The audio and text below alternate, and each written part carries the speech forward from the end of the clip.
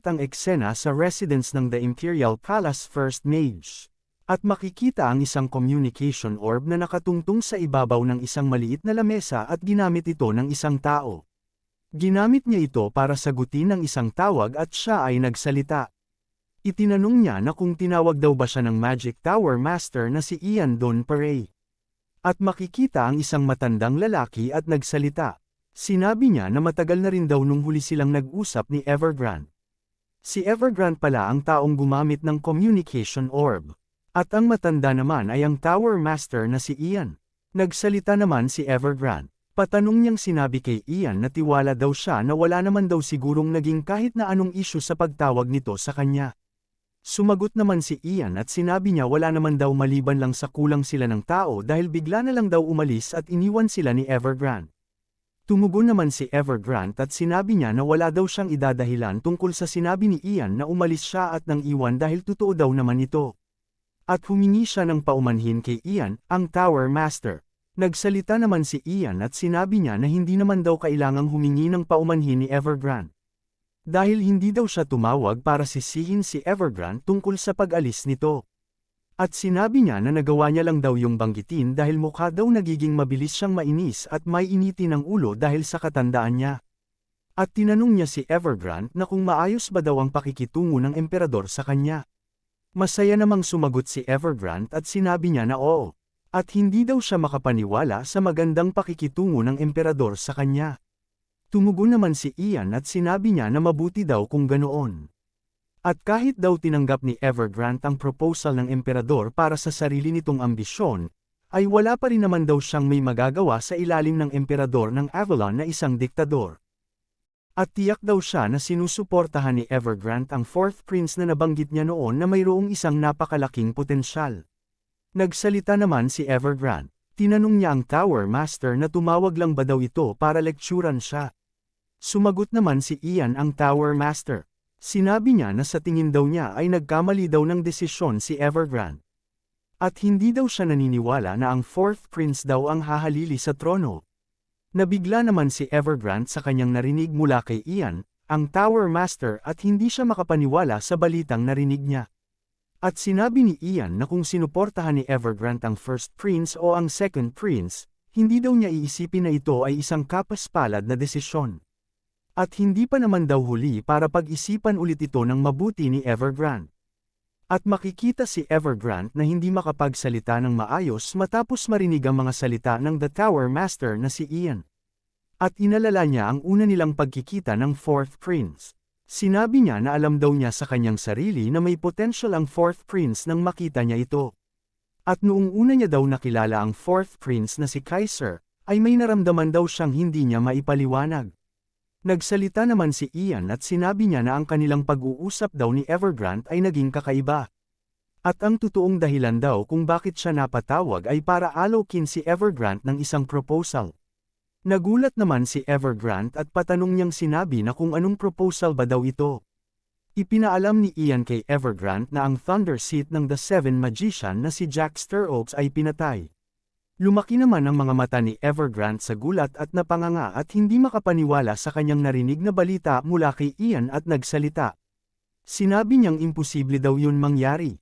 Imposible daw na mapatay ang Thunder Seat na si Jack na nasa antas ng isang master o higit pa. Nagsalita naman si Ian. Sinabi niya na dahil daw sa pagkamatay ni Jack Steroaks ay iniaalok nito kay Evergrande ang Thunder Seat ng The Seven Magicians. At ang pagtanggap daw sa alok na ito ay higit na makakatulong sa mga ambisyon ni Evergrande kaysa sa palaging pagsama at pagpanig nito sa The Fourth Prince ng Imperyo na hindi pa tiyak ang hinaharap nito. Tumugon naman si Evergrande. Sinabi niya na tiyak daw siyang inaasahan na ito ni Ian, ngunit hindi daw niya matatanggap ang alok nito sa kanya. Nagulat naman si Evergrande nang biglang sinabi ni Ian ang mga salitang, "Sinabi ko na nga ba," na tila bang inaasahan na niya na iyon ang isasagot ni Evergrande. At sinabi niya na maliban daw sa ginugol nitong oras at panahon na kasama ang The Fourth Prince, ang iba daw sigurong mga layunin ni Evergrande ay mas mahalaga sa kanya. Napatanong naman si Evergrande kung ano ba daw ang sinasabi ni Ian na iba pang mga layunin. Sumagot naman si Ian at sinabi niya na itigil na ni Evergrande ang pagpapanggap nito na parang walang alam. At ang tinutukoy daw ni Ian ay ang Avalon Empire Imperial Treasury. At nilinaw niya rin kay Evergrande na hindi daw yung Peking Treasury ang tinutukoy niya, na magagawang makapasok sa loob ng kahit sino sa Imperial Knight Battalion Commander isang beses sa isang taon. Kundi ay ang totoong treasury na naglalaman ng mga Jade Stones. Patanong namang sinabi ni Evergrande na alam din daw pala ito ni Ian ang tungkol sa treasury. Tumugon naman si Ian at sinabi niya na halos lahat daw ng mga mages ay gustong kumpirmahin kung totoo ba daw itong nag-e-exist sa kahit na ano pa man daw na paraan. At ganyan daw talaga ang lahat ng mga mages, mayroon daw silang walang katapusang pagnanasa para sa katotohanan. Pero, kalimutan na lang daw yun lahat ni Evergrande, at ipinaalam niya kay Evergrande na ang kanyang alok ay mananatiling bukas pa rin. Kung kaya lagi daw may nakahandang upuan para kay Evergrande, at ang tanging gagawin na lang daw ni Evergrande ay sabihin na lang sa kanya na tinatanggap nito ang alok niya para sa kanya. At bago daw yon, kahit na nahihiyaman siya humingi ng isang request kay Evergrande. Ngunit nais daw niya muna sanang makinig sa kanya si Evergrande. Napatanong naman si Evergrande kung anong request ba daw ito. At sinabi ni Ian kay Evergrande na ang huling destinasyon daw ni Jack, ang Thunder Seat ay isang warp gate daw papunta sa the capital ng the Avalon Empire, ang Akardi. Kung kaya mangyari daw sanang imbestigahan ito ni Evergrande at alamin kung sino ang pumatay kay Jack. Lumipat naman ang eksena na kung saan makikita si Joshua na nakatayo sa harap ng Avalon Empire's Imperial Palace. At sinabi niya na ang tagal na daw talaga nung huli siyang nakapunta rito. Bigla namang may hamarang sa kanya na mga knight at sinabi nila na huminto muna si Joshua. At ipinaalam sa kanya na ang mga tao daw na hindi nakatanggap ng permiso ay hindi makakapasok dito. At mangyari daw na magpakita si Joshua ng isang pass letter or isang plaque para mapatunayan nito ang kanyang tunay na pagkakakilanlan sa kanila. Nagsalita naman si Joshua. Sinabi niya na pumunta daw siya rito para mag-apply para sa The Bloody Battle ng Bircher. Napanganga naman sa gulat ang dalawang knight nang marinig nila ang sinabi ni Joshua. At bigla silang napatahimik na dalawa at tiningnan ng isa't isa at bigla namang napatawa ng malakas ang knight na nasa kaliwa ni Joshua at napangiti naman ang isa pang knight na nasa kanan ni Joshua. Tinanong naman ng knight na nasa kaliwa ni Joshua na kung naiintindihan ba daw ni Joshua ang pinagsasabi nito. At sinabi nila na medyo busy daw sila ngayon kung kaya papatawarin na lang daw nila muna si Joshua sa ngayon at iminungkahi ng knight na umuwi na lang si Joshua bago pa siya pag-alitan ng mga ito. Napangiti naman si Joshua at napansin naman nila ito. At inutusan sila ni Joshua na gumawa ng isang report. At nagulat naman ang knight nang marinig niya ang inutos ni Joshua sa kanya at biglang inilabas ni Joshua ang kanyang dawn ring at ginamit niya ito. Pagkatapos nitong gamitin ang kanyang dawn ring ay sinabi niya ang report na gagawin ng knight. Isulat daw nila sa report na gaya nga daw ng iniutos ng kanilang kamahalan, ang emperador ng Avalon. Siya daw na si Joshua von Agnes ay dumating na. Nagulat naman ang dalawang knight nang makita nila ang crest ng the Agnes family na suot-suot na ni Joshua. Flashback. Ang madugong labanan ng Bircher. Bilang isa sa mga pribilehiyo na nagpapahintulot sa isang mamamayan o isang regular na knight ng Avalon na makapasok sa Imperial Knight Order, maaaring makapasok ang isa sa pamamagitan ng pagnanakaw sa posisyon ng isang Imperial Knight o ng kanilang miyembro na kanilang nilalabanan.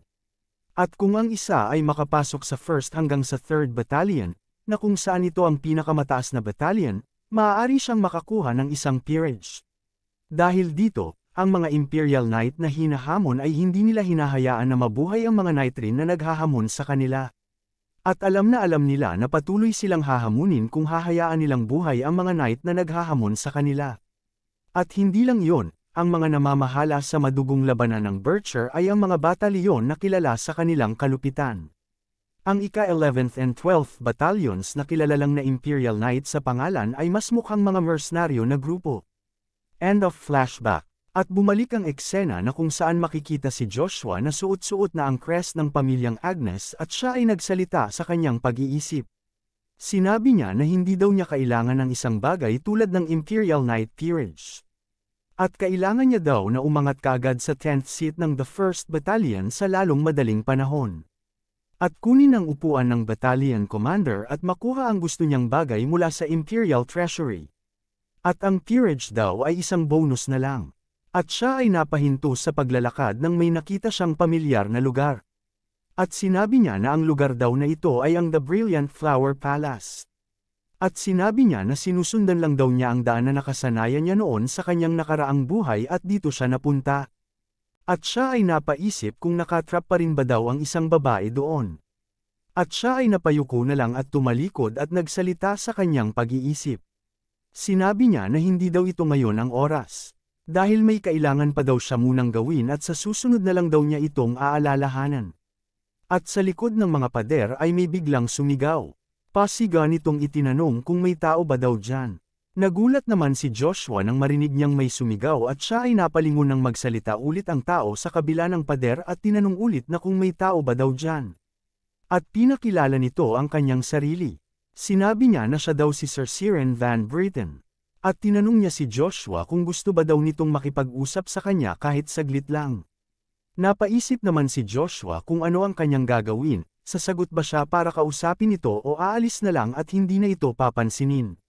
Flashback, naalala niya ang mga araw nung magkasama sila ni Sir Ciaran Van Britten. Sinabi niya na noong una daw siyang dumating sa Avalon Imperial Palace bilang isang mersenaryo. Pinakitunguhan daw siya ng mabuti ni Sir Ciaran anuman ang kanyang katayuan. At ang nararamdaman daw niya para sa kanya ay hindi tulad ng pagmamahal o pananabik. At talaga daw na nagpapasalamat siya ng lubos kay Sir Ciaran. End of flashback. Bigla namang nagsalita ulit si Sir Ciaran. Tinanong niya kung pwede ba daw nito malaman ang pangalan ni Joshua. Lumingon naman si Joshua at sumagot sa tanong ni Sir Ciaran. Sinabi niya na siya daw si Joshua, Joshua Sanders. At lumipat ang eksena sa Swallow Imperial Palace. At makikita si Duke Musk na pasiga nitong sinasabi sa emperador na huwag daw niya itong gawin. Dahil iisipin daw ng ibang mga bansa na sila ay isang katatawanan kung gagawin daw ito ng emperador. At siya daw ay lubos na nag-aalala na ito ay maaaring maging pamarisan. May tinutukoy dito si Duke Musk na baka gawin ng emperador kung kaya pinipigilan niya ito. Tumugon naman ang emperador. Sinabi niya na hindi naman daw niya sinasabi na ipagpaliban ang usapin tungkol sa pananambang na ito magpakailanman. Iminumungkahi lang daw niya na ipagpaliban nila ito hanggang sa malaman nila ang tunay na pagkakakilanlan ng kanilang mga kaaway. Pasiga namang tinanong ni Duke Musk ang kanilang kamahalan na hindi ba daw ay nakumpirma na nila ang presensya ng Thrawn nang makita nila ang Christ na naiwan sa lugar na kung saan naganap ang kaguluhan. At tinanong niya rin na kung ano pa ba daw na patunay ang kailangan ng kanilang kamahalan. Nagulat naman silang lahat nang may biglang dumating na isang tao at pasiga nitong sinabi na ito daw ang dahilan kung bakit walang pag-unlad. Dahil ang lahat daw ng tao dito ay puro lang pagpapalaki ng katawan ng alam at wala daw ibang alam bukod sa kung paano lumaban. At dahil daw sa pagkuha nito sa pwesto, kinukonsider daw nito ang kanyang sarili na bilang isa sa pinakadakilang maharlika o ano paman, ay tingnan daw niya sa ngayon kung ano ang naging kalagayan ng bansang ito. Bigla namang may nagsalita at sinabi na sobra na daw si Prince Lucifer sa kanyang mga sinasabi. At makikita ang isang lalaking nakangiting nakatayo sa harapan nila, na may kulay pulang buhok at nagsalita. Sinabi niya na nagsasabi lang daw siya ng totoo. Isa pala sa The Nine Stars ng The Swallow Empire ang dumating. Si Prince Lucifer, asawa ni Thronebell Grace, ang unang prinsesa ng Swallow Empire. At inilagay niya ang kanyang kanang kamao sa kanyang kaliwang dibdib at lumuhad sa harap ng emperador tanda ng respeto at paggalang at nagsalita. Sinabi niya na siya daw si Lucifer, ay binabati ang The Great Son ng Swallow Empire. Nagsalita naman ang emperador, binati niya rin si Lucifer sa pagdating nito at sinabi niya rin na ang tagal na rin daw nung huli silang nagkita. Tumugon naman si Lucifer at sinabi niya na kinararangal daw niyang makita muli ang kanilang kamahalan. At unti-unti siyang tumayo at nagsalita. Sinabi niya na gayon pa man daw, ang rason daw kung bakit siyang nagmadaling pumunta sa lugar na ito ay dahil sa mga hangal na mga maharlika na ito, na wala na daw ginawa kundi ang umupo na lang sa kanilang mga upuan. Nagulat naman si Duke Musk at mga kasama nito nang marinig nila ang sinabi ni Prince Lucifer at tinanong ni Duke Musk na kung ano ba daw ang ibig sabihin ng prinsipe. Tinanong naman siya ni Prince Lucifer na aling bansa ba daw sa palagay nito ang mas makikinabang sa sitwasyong ito. Sumagot naman si Duke Musk at sinabi niya na syempre daw, wala nang iba kundi ang Thrawn Principality. Nagsalita naman ulit ang prinsipe matapos niyang marinig ang sagot ni Duke Musk at sinabi niya na ito daw ang eksaktong dahilan kung bakit daw niya sinasabi na sila daw ni Duke Musk ay hindi na kailangang umupo sa kanilang mga upuan. At sinabi niya rin na ang throne daw ay masyadong abala para kay Uravis na humalili sa trono, na nagpapatatag ng kanilang panloob na kapangyarihan. Kung kaya daw ang throne ay talagang hindi na kailangan pang gumawa ng preemptive na pag-atake tulad nito hanggang sa puntong makakagawa sila ng isang nakamamatay na pagkakamali. At pasiga naman tinanong ni Duke Musk na kung sino pa ba daw ang aatake sa kanilang imperyo kundi ang throne mismo. Tumugon naman ang prinsipe at iminungkahi niya na sana daw ay gamitin naman ni Duke Musk ang utak nito ng kahit kaunti man lang. Dahil kundi niya daw ito gagawin, ang lahat daw ng mga wrinkles sa utak nito kasama ang kanyang mga buhok ay baka mawala. Tumugon naman si Duke Musk at sinabi niya sa prinsipe na huwag daw nitong idamay ang buhok niya tungkol dito. Nagulat naman silang dalawa nang biglang nagsalita ang emperador. Sinabi niya na ang nakikinabang daw sa paglalaban ng kanilang dalawang bansa ay ang lahat ng ibang mga bansa na nasa paligid nila maliban sa throne. At hindi rin daw kasama sa mga nakikinabang ang Hobalt Empire dahil abala daw sila sa kanilang kasalukuyang Pope election. At malamang daw ang lubos na nakikinabang ay ang imperyo ng Avalon. Makikita natin ang The Great Imperial Palace of Avalon, ang napakagandang palasyo ng Kaltika. At sa loob ng palasyo, sa harap ni Emperor Marquez ay makikita si Jack Kin na nakaluhod at may inir-report na isang balita sa emperador. Sinabi niya na sina Duke Gershalt at Count Ari daw ay matagumpay na natapos ang kanilang misyon at hindi magtatagal ay makakabalik na sa Akardi. Tumugon naman si Emperor Marquez at sinabi niya na maganda daw yun kung ganoon. At tinanong niya kung kamusta naman daw at ano naman daw ang ginagawa ng Swallow Empire. Sumagot naman si Jack Kin at sinabi niya na hindi pa daw sila gumagawa ng kahit na anong partikular na pagkilos. At mukha yata daw tinitingnan lang muna nila ang sitwasyon sa ngayon. Tumugon naman ang emperador at sinabi niya na hindi daw niya ito inaasahan mula sa Swallow Empire.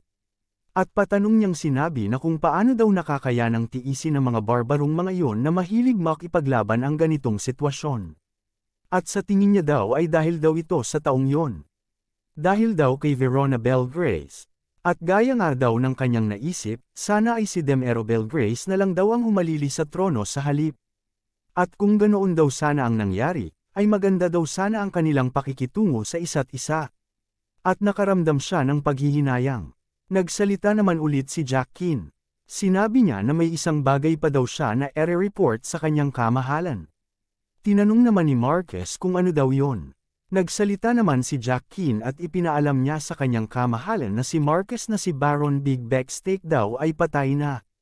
At pinaalam niya rin sa emperador na si Big daw ang taong namamahala sa Lock Thief na kung saan humihingi sila ng iyong kooperasyon.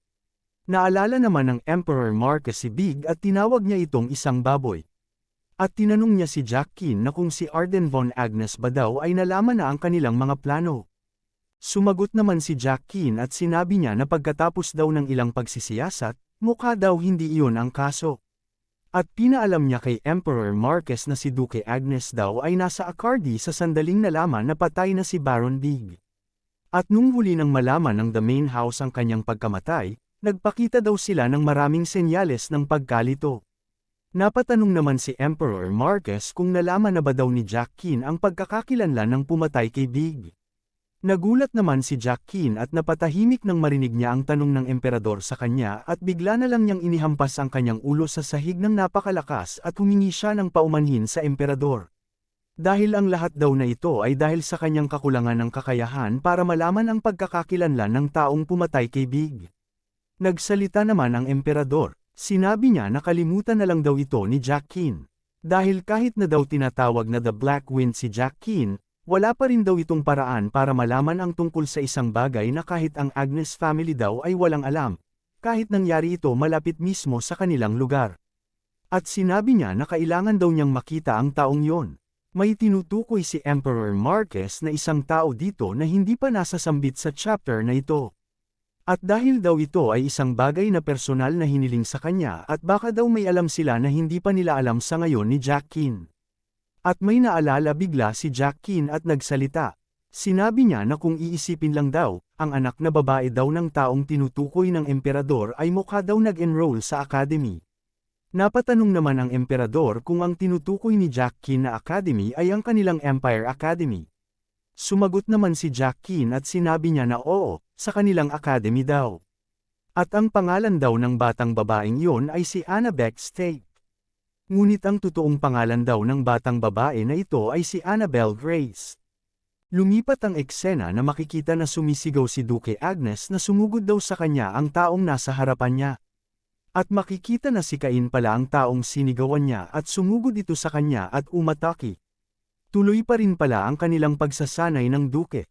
Nag-slash attack si Cain at nung malapit nang tumama ang espada nito na pinalilibutan ng kanyang mana sa mukha ni Duke Agnes ay biglang may sumabog ng malakas. At makikita na nagawa palang sangge nito ng Duke gamit ang kapirasong sanga ng kahoy na pinalilibutan rin ng kanyang mana. At siya ay nagsalita, sinabi niya kay Cain na malayo pa daw ang lalakbayin nito. Nagulat naman si Cain at bigla siyang sumigaw. Pasigaw niyang sinabi kay Duke Agnes na hindi pa daw ito tapes. At mabilis niyang inatake ng sunod-sunod si Duke Agnes. Nagawa namang sanggain nito lahat ni Duke Agnes at sinabi niya na nakakaaliw daw ang mga galaw ni Cain. Lumingon naman si Cain sa kanya at sumigaw at umatake muli. Sunod-sunod niya ulit inatake ang Duke ngunit ang lahat naman ng kanyang atake ay madali lang nasasangga ng Duke gamit ang sanga ng kahoy at nagsalita. Sinabi niya na ang lahat daw na ataking ginagawa ni Cain ay mabibilis lang, ngunit ganap daw itong walang bigat sa likod. At may biglang dumating na isang tao na palapit sa kanila at makikita na si Baron Head pala ang taong ito. At inilagay niya ang kanyang kanang kamao sa kaliwang dibdib niya tanda ng paggalang at respeto at sabay na binati si Duke Agnes. At habang patuloy namang sinasangga ng Duke ang lahat ng mga atake ni Cain ay napansin niya si Baron Head at tinanong niya ito na kung ano ba daw ang kailangan nito sa kanya sa ngayon. Sumagot naman si Baron Head at ipinaalam niya sa Duke na si Young Lord Joshua daw ay nagtungo sa Imperial Palace. Lumaki naman ang mga mata ni Duke Agnes sa gulat nang marinig niya ang report ni Baron Head sa kanya at hindi siya makapaniwala na ginawa iyon ni Joshua. At dahil dito ay naibaba niya saglit ang kanyang depensa at makikita naman si Cain na nag-slash attack na at mukha yatang matatamaan na niya si Duke Agnes. At sa huling sandali bago pa tumama sa kanya ang espada ni Cain ay gulat naman niyang napansin ito at nag-counter attack. Natamaan niya sa dibdib si Cain gamit ang kapirasong sanga ng kahoy matapos niyang mag-slash attack.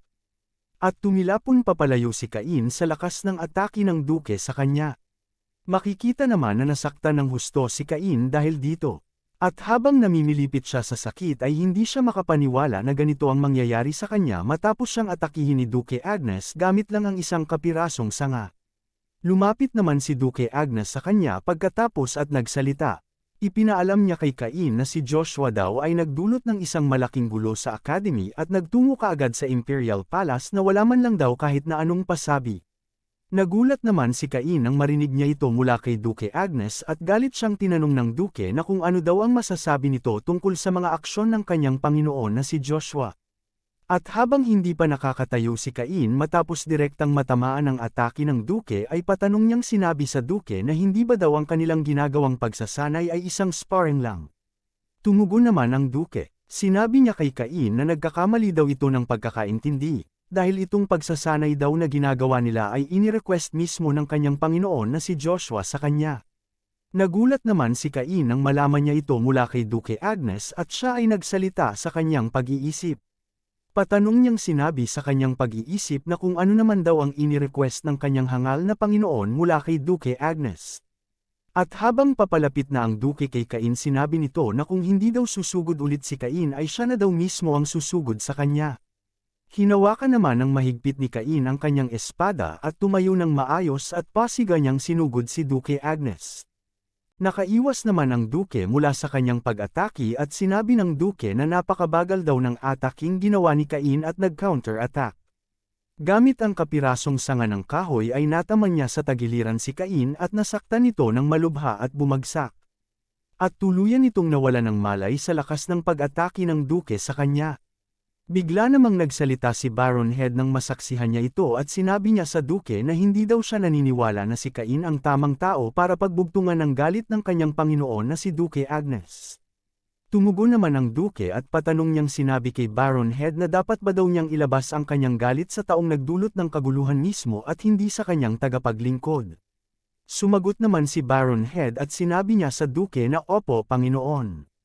Tinanong naman ng Duke sa kanya na kung sino ba daw sa 12 families ang malubhang nakatanggap ng aral mula sa kanyang anak na si Joshua.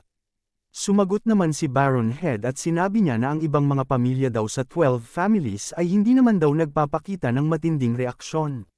Ngunit ang Village Marquis family daw ay mukha yatang magpapadala ng isang opisyal na liham para magprotesta, anumang segundo simula ngayon. Dahil daw ang nag-iisang successor nila ay malubhang nasaktan at naging ganoon daw ang kalagayan sa ngayon pagkatapos. At sinabi niya sa Duke na gusto niya daw malaman kung ano ang masasabi ng Duke tungkol sa bagay na ito. At bagamat daw na napakababa ng tsansa na ang Villamarquez family ay magsagawa ng digmaang teritorial laban sa pamilyang Agnes. Dapat pa rin daw silang tumugon ng naaayon kung magpasya ang mga ito na magpadala ng opisyal na liham ng protesta. At ipinaalam niya sa Duke na kung hindi daw nila ito gagawin, magiging napakataas daw ng tsansa na ang Villamarquez family ay dadalhin ang usapin na ito sa The Great Noble Conference. Napaisip naman ng malalim si Duke Agnes nang marinig niya ang mga sinabi ni Baron Head. At habang nag-iisip ang Duke, si Baron Head naman ay nagsalita sa kanyang pag-iisip. Sinabi niya na kung pag-uusapan daw nila ito sa The Great Noble Conference ang tungkol sa bagay na ito. Si Duke Agnes daw ay kailangang personal na gumawa ng ilang uri ng mga dahilan upang malutas ang bagay na ito. At patanong niyang sinabi na kung ano pa ba daw ang mas hihigit sa kahihiyan na ito para sa isang taong pinarangalan bilang isa sa The Nine Stars. At pagkatapos mag-isip ng Duke siya ay nagsalita. Sinabi niya kay Baron Head na wala daw siyang pakialam kung ganoon ang mangyari. Dahil hindi naman daw siya isang maasikasong ama. At gayon pa man daw, hindi siya natutuwang pag-alitan ang kanyang sariling anak na si Joshua sa paggawa nito ng isang mabuting gawain. At sinabi niya na siya na daw ang baalang kakausap sa Villamarquez family. At kung may konsensya daw siya, tiyak daw na siya na mismo ang aayos sa lahat ng ito. Tumugon naman si Baron Head at sinabi niya na kung ganoon daw ay naiintindihan niya ang mga sinabi ng kanyang Panginoon na si Duke Agnes. At isa pa daw, ipinaalam niya sa Duke na may isang balita daw na dumating mula sa the main house. Patanong namang sinabi ng Duke na mula daw sa main house. Sumagot naman si Baron Head at sinabi niya na oo, Panginoon, at ang kanilang kamahalan daw na si Emperor Marquez ay gustong makita kung kamusta na ba daw si Babel, na tinatawag na ang kayamanan ng kanilang imperyo at kung gaano na ba daw kalakas ngayon si Babel. At dahil daw doon, si Babel daw ay pupunta dito sa Accardi kasama si Chiffon, ang Knight Captain. Nagulat naman si Duke Agnes at patanong niyang sinabi kay Baron Head na kung totoo ba daw ito. Lumipat ang eksena sa isang daanan at makikita ang isang grupo ng mga knight na naglalakbay at nakasakay sa mga kabayo habang sinusundan ang isang karwahe. At makikita na sina Chiffon pala at Babel ang nasa loob ng karwahe at silang dalawa ay nag-uusap habang patuloy na naglalakbay patungo sa Accardi. At nagsalita si Chiffon. Ipinaalam ni Chiffon sa kanyang Panginoon na si Babel na simula daw sa lugar na ito ay isang safe zone na kung saan ang Imperial family daw mismo ang direktang namamahala. At malapit na daw silang makarating sa Imperial Palace. Nagsalita naman si Babel. Sinabi niya na ito daw ang unang pagkakataon niyang makabalik sa lugar na ito pagkatapos ng kanyang mga araw sa Academy. At bakas sa mukha nito na medyo nag-aalala siya. Napansin naman ito ni Chiffon at sinabi niya kay Babel na wala daw itong dapat na ipag-alala. At ipinaalam niya kay Babel na ang kanilang kamahalan daw na si Emperor Marquez ay nais lamang na makita siya ng personal ng kanyang mismong mga mata. Gusto niya lamang daw na makita ng Emperor na kung kamusta na ba daw at gaano na ba daw lumaki ang the greatest genius ng kontinente na si Babel. Bakas naman sa mukha ni Babel na hindi siya nasisiyahan sa pagtawag sa kanya na the greatest genius ng kontinente. At napansin naman ito ni Chiffon at nag-aalala rin siya sa kanyang young lord na si Babel kung kaya tinawag niya ito. Nagulat naman si Babel at tinanong niya si Chiffon kung ano daw yon. Sinabi niya kay Babel na huwag daw nitong kakalimutan ang isang bagay. Ang countless vassal daw ng kanilang pamilya, kasama siya, ay palagi daw nasa kanyang tabi. Nagulat naman si Babel nang marinig niya ang mga sinabi sa kanya ni Chiffon at napangiti siya dahil dito at pinasalamatan niya si Chiffon. Bigla namang tiningnan ng malalim ni Chiffon si Babel at naglakas loob itong magsalita kay Babel na tila bang may sasabihin na importanteng bagay. Sinabi niya na kung hypothetically speaking daw ay, napatigil naman si Chiffon sa gusto niya sanang sabihin kay Babel na tila bang nahihiya at nagdadalawang isip na kung sasabihin niya ba ito. Nagsalita naman si Babel at sinabi niya kay Chiffon na malaya daw itong magsalita kaya ituloy niya daw ang kanyang sasabihin. Tinanong ni Chiffon si Babel na kung hypothetically speaking daw, ano daw ang gagawin ni Babel kapag malaman niyang hindi niya tunay na ama ang kanyang ama. Lumaki naman sa gulat ang mga mata ni Babel nang marinig niya ang tanong ni Chiffon sa kanya. At napatahimik siya saglit at nagsalita. Itinanong niya na kung ano ba daw ang ibig sabihin ni Chiffon. Napatawa naman si Chiffon ngunit halata namang sinasadya niya lang ito nang tinanong siya ni Babel. At sinabi niya na isa lang daw yung tanong dahil ang isa sa kanilang mga knight ay nasa isang sitwasyon na katulad nun. At masasabi lang daw ito na ang knight daw na yon ay nalaman lang kamakailan ang katotohanan ng kanyang kapanganakan, na siya mismo ay walang kaalam-alam tungkol dito sa loob ng maraming taon. Patanong namang sinabi ni Babel na may ganyan daw na knight sa loob ng Crimson Knight. At kung totoo daw yon, malamang na ito ay nakakabigla. At iniisip niya na kung makakatulong daw ba siya sa night na yon. Tumugon naman si Chiffon at sinabi niya na malamang daw ay walang partikular na magagawang tulong si Babel tungkol dito. At ginawa niya ulit ang peking pagtawa. At siya ay nagsalita sa kanyang pag-iisip matapos ng kanyang nakakahiya na tanong kay Babel. Napamura siya at sinabi niya na hindi daw siya makapaniwala na nakagawa siya ng isang malaking pagkakamali. Nagsalita naman ulit si Babel. Sinabi niya na kahit man daw ay nakakagulat ito para sa night na yun na malaman ang katotohanan, napapaiisip daw siya kung mayroon ba itong may dudulot na malaking pagbabago sa kanya.